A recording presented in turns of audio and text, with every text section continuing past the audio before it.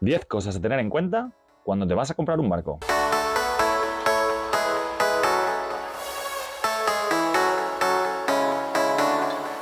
Con el número 1, plan de navegación.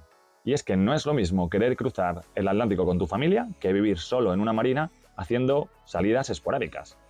O lo que hacemos la mayoría, salidas por la costa con el eventual cruce a las Pitiusas, a veces solo, a veces acompañado, pero casi siempre siendo tú el que se encarga de la navegación. Si vuestro plan es convertiros en un lobo de mar, perder de vista la tierra durante periodos prolongados y navegar mucho, os recomiendo barcos más oceánicos, más antiguos y con una buena equipación para ser totalmente autónomo en mitad del mar.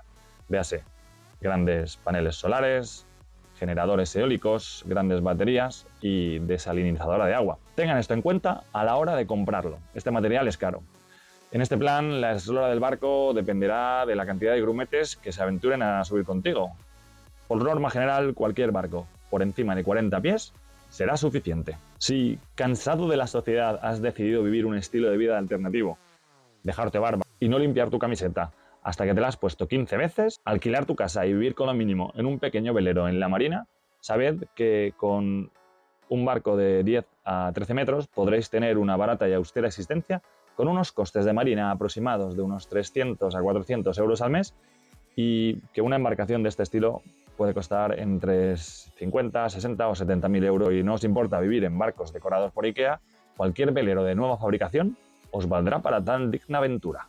Si, por contra, vuestro plan es el mismo que hacemos la mayoría y queréis un velero para tener en la marina de vuestra ciudad, salir a navegar de vez en cuando y hacer algún que otro cruce a las Pitiusas durante la época de verano, sabed que con cualquier velero de 30 pies será más que suficiente. En estos veleros, si denunciáis al gran timón redondo en medio de la bañera y cogéis un barco con caña, casi seguro que dispondréis de espacio, más que suficiente para hospedar a vuestros más cercanos sin ningún problema.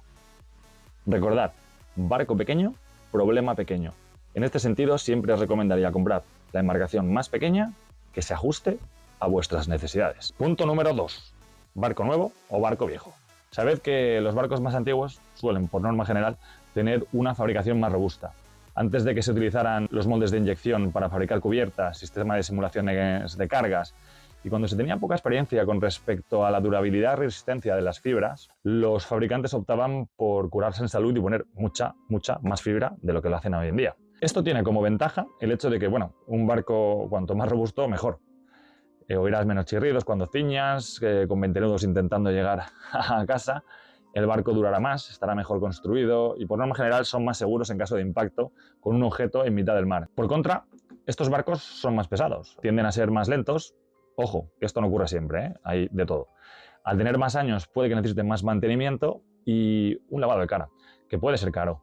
Suelen ser más oscuros, con menos luz por dentro y dependiendo de la quilla y la motorización, menos maniobrables en marina.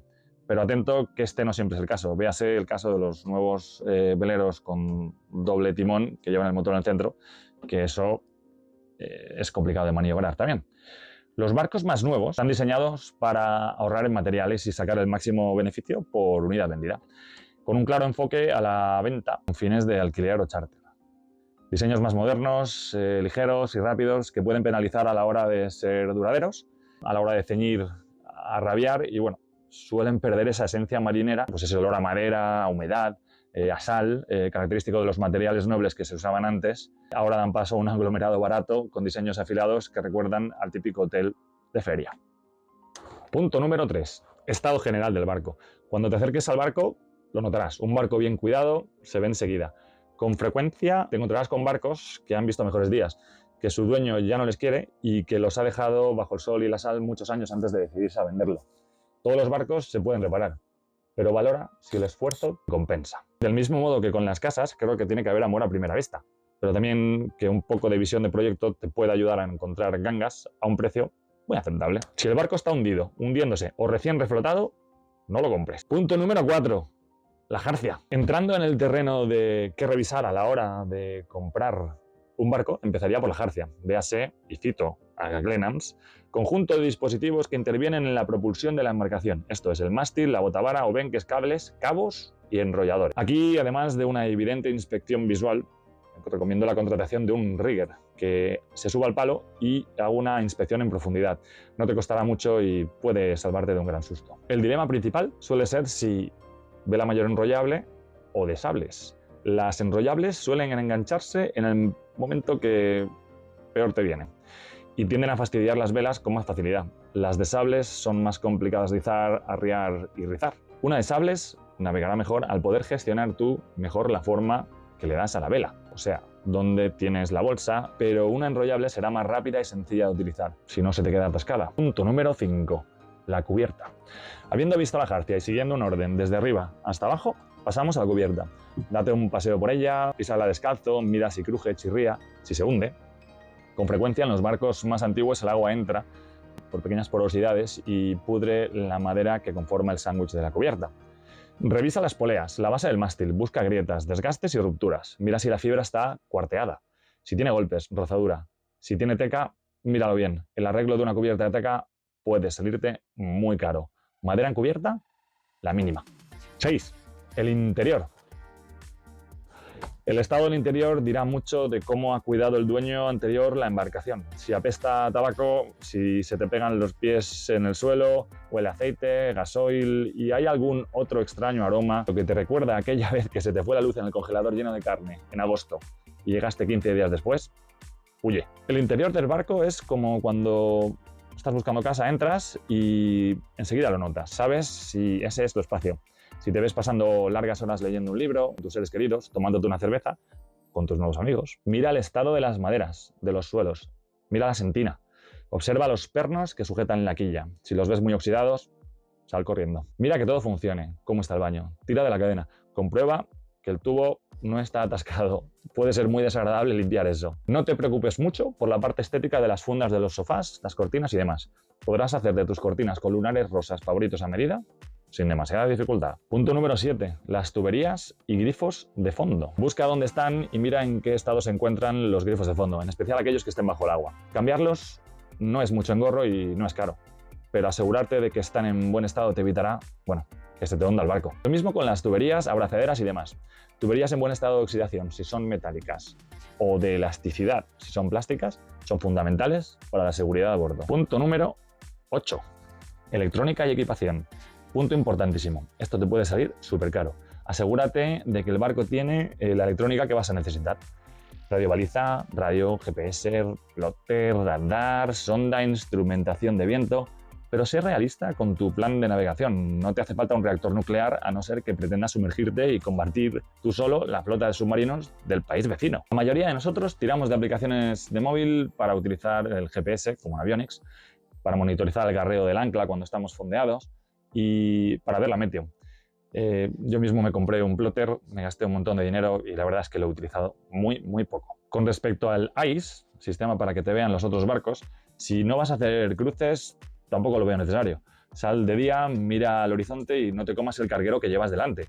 Eso de poner autopiloto y a dormir, no te lo recomiendo. Del mismo modo que barco pequeño, problemas pequeños, recomiendo tener lo mínimo y que se trate de sistemas cuanto menos conectados entre sí, mejor. Así evitas que se te caiga el plotter y de repente te deje de funcionar la cafetera. Si por el contrario eres Mr. Gadget o como mis compañeros youtubers de Low Cost Sailor y te gusta tener el barco lleno de sensores, cámaras, routers, pantallas, interruptores, tomas de USB, antenas y televisores, allá tú. Pero ojo, un barco más pesado es un barco más lento. Y todos sabemos que cuando dos barcos se encuentran en el mar, tenemos una regata. Por otro lado, no olvidemos que cuantos más electrónicos tengas dentro del barco, más opciones de fuego. Recomendación, lo justo y lo mínimo. Punto número 9. El motor. El motor. El motor. Fuente inagotable de problemas, disgustos, olores y demás calamidades. Los barcos tienen que llevar motor, si no, ¿cómo entras y sales de la marina? Mi recomendación es siempre usarlo lo mínimo posible y tenerlo muy bien mantenido. A la hora de comprar, asegúrate de que arranca a la primera y en frío, de que tiene un buen aspecto en general. En España, cambiar el motor de un barco supone ser sobornado por numerosas entidades. De hecho, es más fácil pedir una beca a la Unión Europea para celebrar el cumpleaños de tu hija que cambiar el motor en España. Así que asegúrate de que el barco tiene un motor que está en un estado decente. Si vas con un mecánico, puede ser de gran ayuda. Punto número 10. El casco.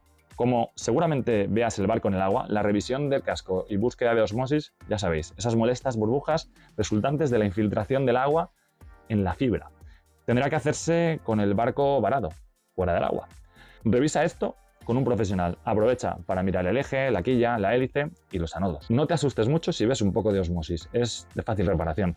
Un poco engorroso, pero se puede hacer. Además, suele ser una de las mejores palancas para conseguir bajar el precio a la hora de la compra.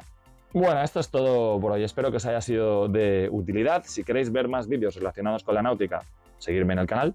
Me he propuesto intentar monetizar, aunque sea un poquito, este canal, ya como reto personal. Entiendo que evidentemente no voy a comer de esto, pero si queréis compartirlo con vuestros amigos, os estaré eternamente agradecido. Mientras tanto, os mando un fuerte abrazo y hasta la próxima.